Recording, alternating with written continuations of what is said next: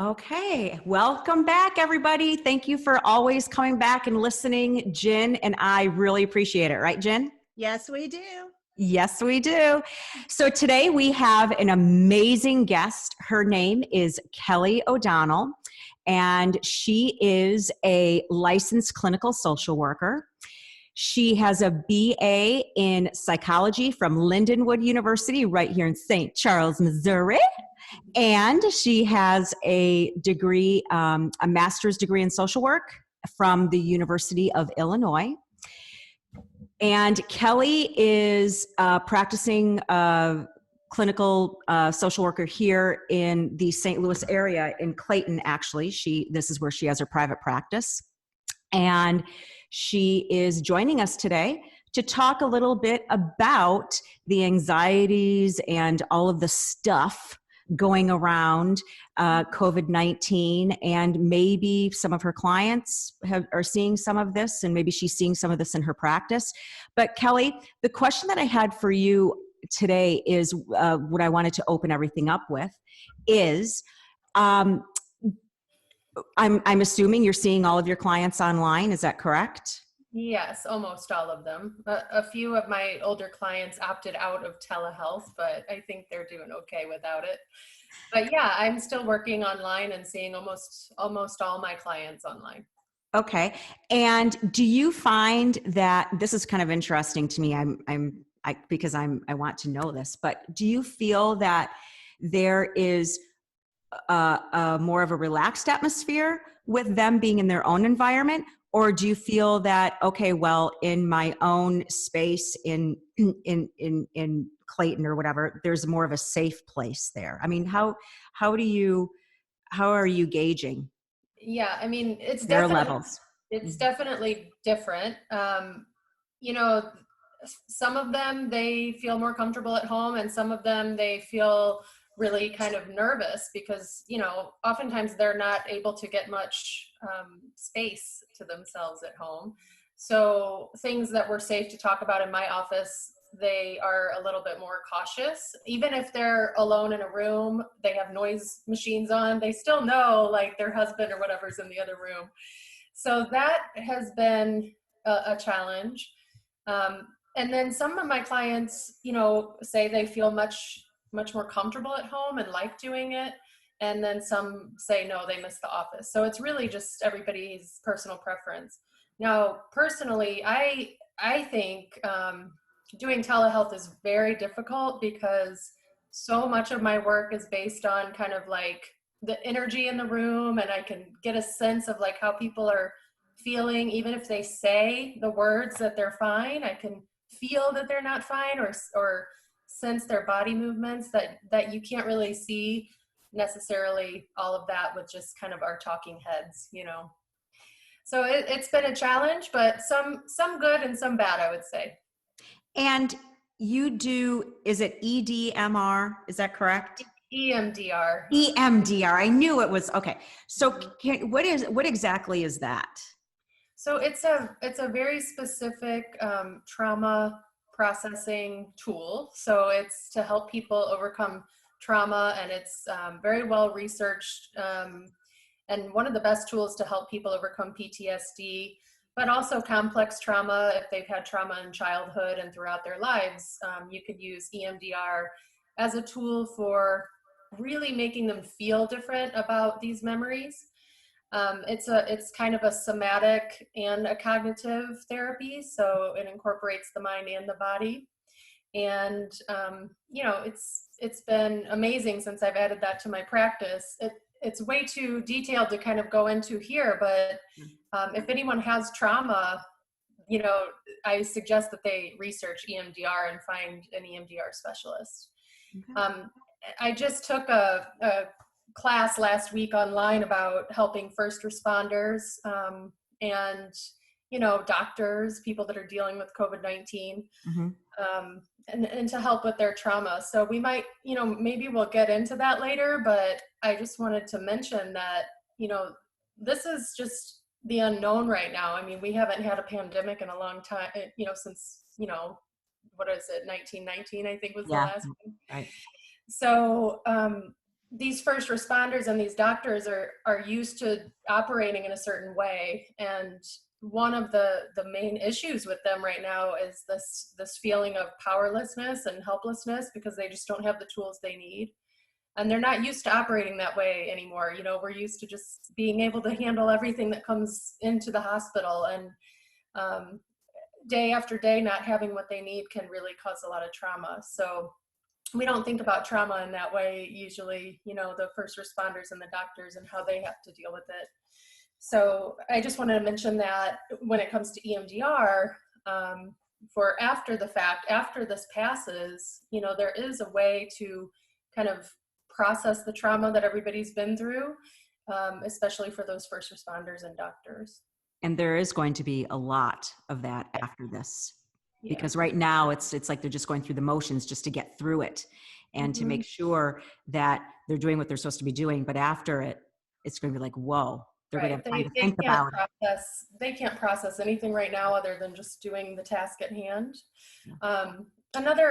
Another aspect of that kind of trauma that most people don't talk about or know about is kind of feeling that betrayal, if you will, of the government or of the hospital or the organization to be put on those front lines without the tools they needed, you know, or, you know, I've heard news stories about nurses that refuse to work without the proper equipment and things like that, and then being in trouble for that, you know, from the organization. So that kind of betrayal trauma is also important to make note of, about what might be coming, you know, after they have time to kind of process what they've been through.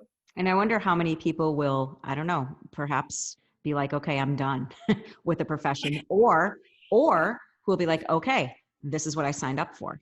So it could go. Well, it's such a, you know, character trait, especially with first responders, of being kind of tough and just, I can handle anything. And they can, and they're really good at it usually.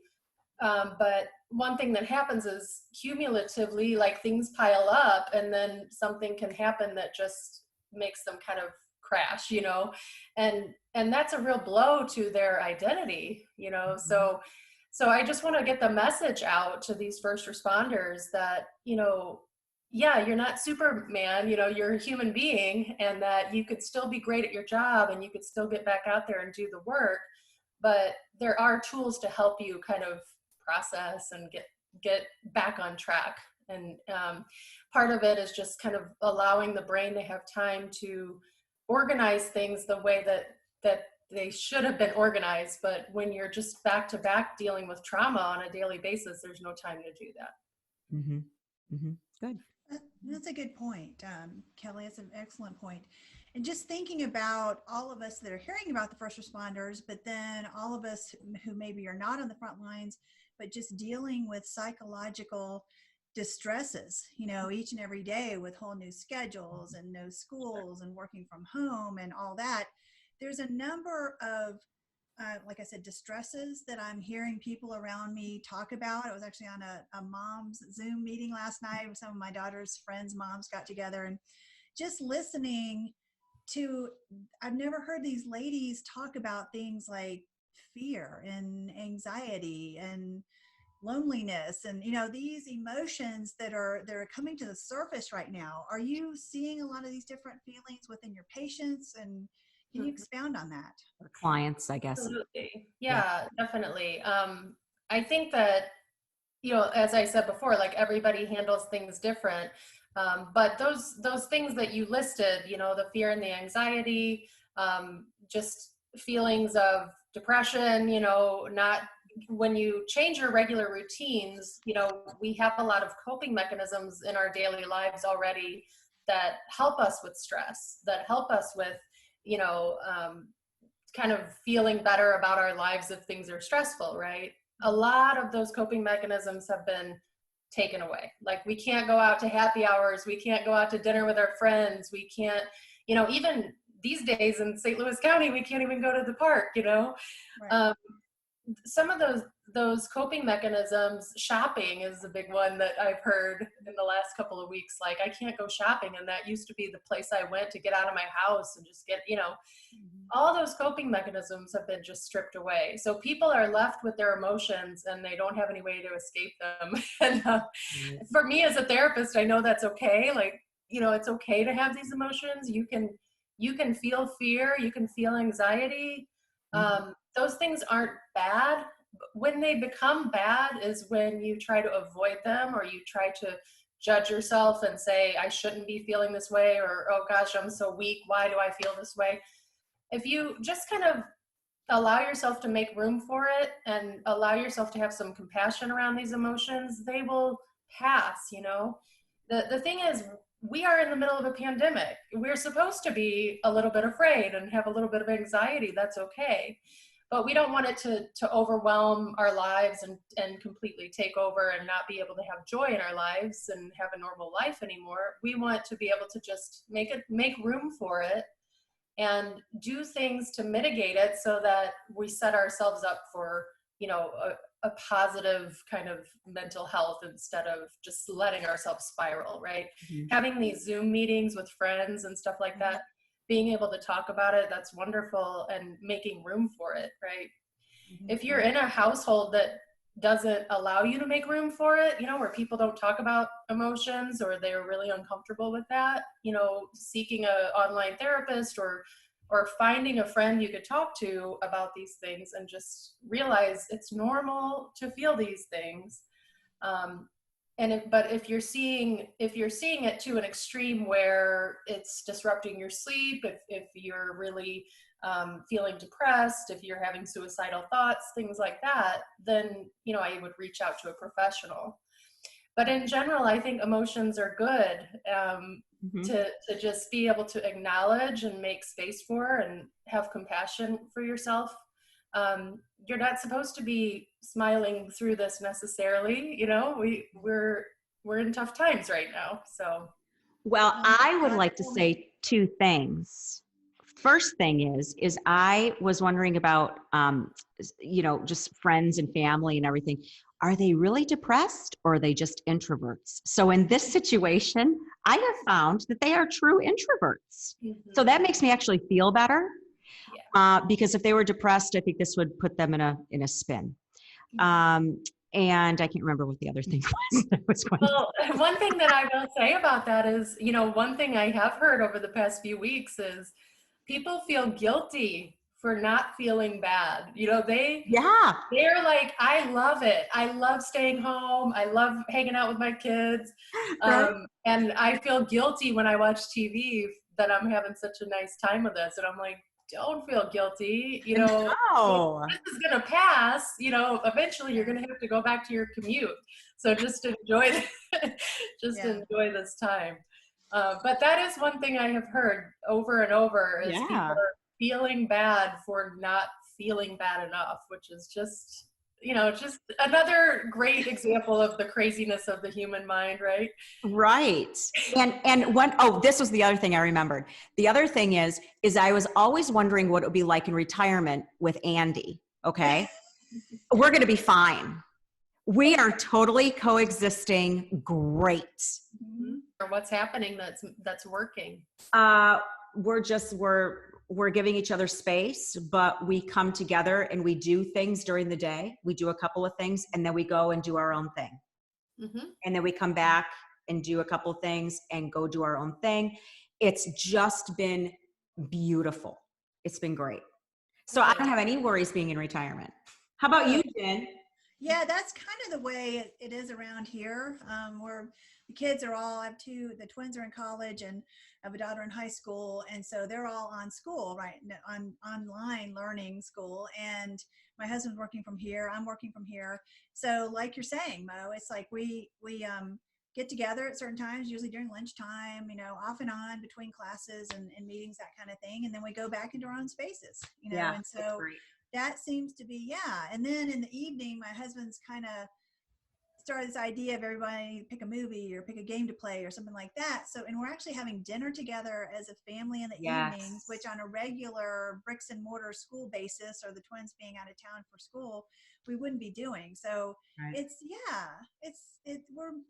having some good times, good conversations, that kind of thing. But in the beginning, I'd say 4 weeks ago, we were trying to kind of find our spaces, right? all come together quite nicely. Yeah. What about chores? Have you guys redistributed chores since I'm assuming that husbands are home and maybe not working as much,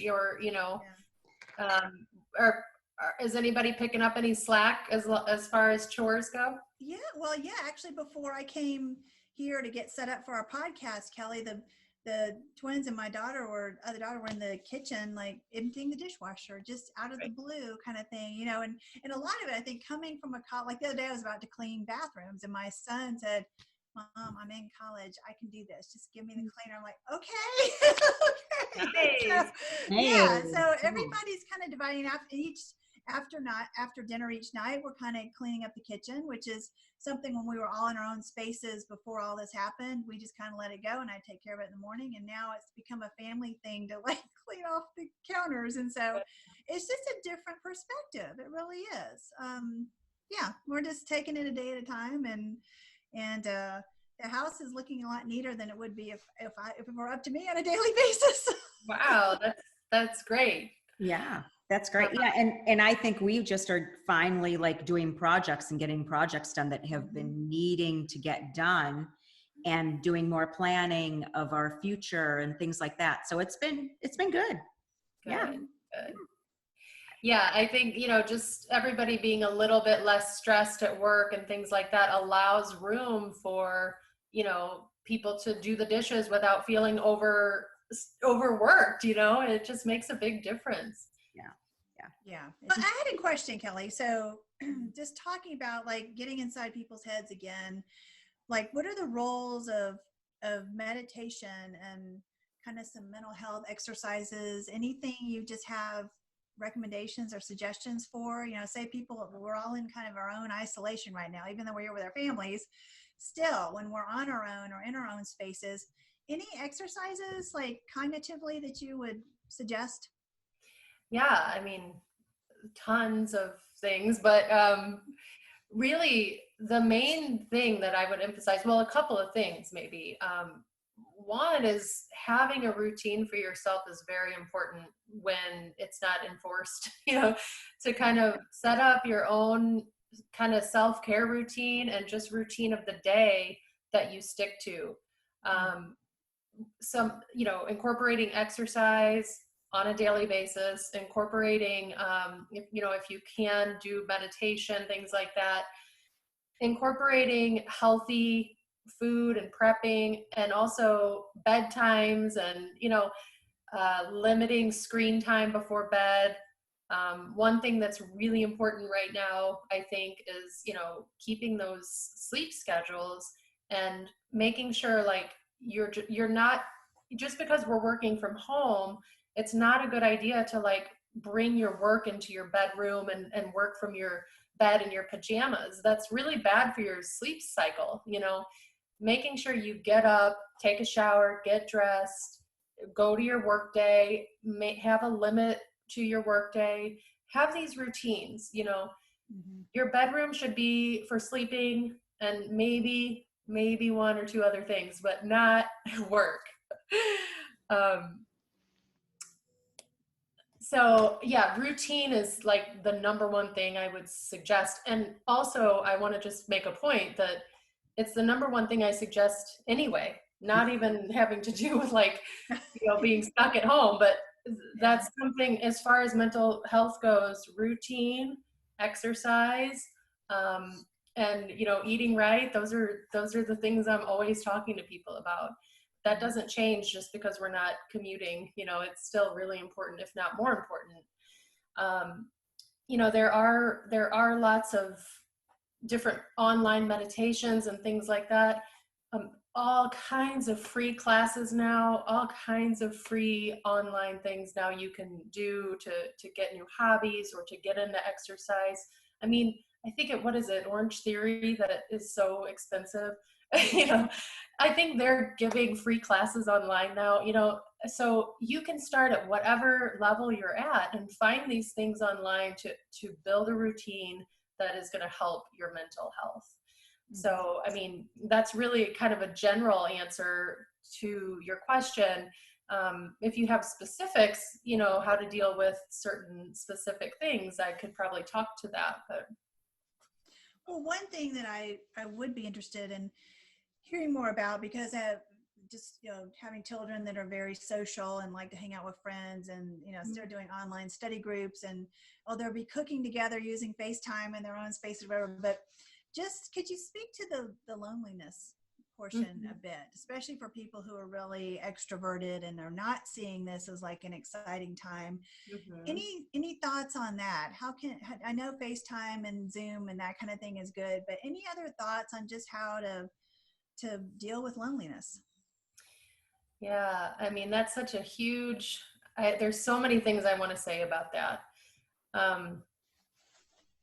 You know, the word loneliness is really interesting because it's not, you can be very lonely at a party with all your closest friends too. It's really about relationship to yourself and feeling comfortable with yourself. I know that's not exactly what you were asking about. You're asking about, you know, the people that really enjoy being in the company of others. What I found is, at least with my clients in my practice, is the people that are finding themselves the most lonely are people who were probably already lonely. And what I want to talk about is these different tiers of social networking, right? Like we all have, most of us are lucky enough, I guess I should say, to have friends and family that are very close to us. Then there's another tier of friends that we just kind of know, acquaintances and friends that maybe we're not that close to. Then there's another tier of community that we see on a regular basis. Maybe you're, you know, going to church or something like that, or at the grocery store. So, you know, people who are very lonely are missing those close friends and family in that first tier most of the time. So they might have lots of ways to cope with that without having to be isolated the way we have been, right? They go out to church, and so they sit around other people, or they might go hang out at a coffee house and be around other people. They might have acquaintances that they see at work on a regular basis, and that kind of mitigates their loneliness, and they can survive. But they might still have this underlying feelings of loneliness, which, again, there's all kinds of ways to cope with that, you know, drinking and eating and all those human things we do to cope with loneliness, right? The people that are really, I find, feeling really lonely are the people who were already lonely. It's just they're not being able to kind of utilize those coping mechanisms they used to, because those other tiers have been cut out of our lives right now. I think it's really important to take this time, if you're feeling lonely, to pay attention to that. You know, pay attention to that and let yourself feel lonely. It's okay to feel lonely, but how can you know, what are the parts of yourself that you would like to have a different relationship to yourself? So there might be parts of you that you don't want to look at, you know, that you don't want to acknowledge. Maybe you're afraid to have close friends and family, and maybe you haven't really been allowed yourself to look too closely at that.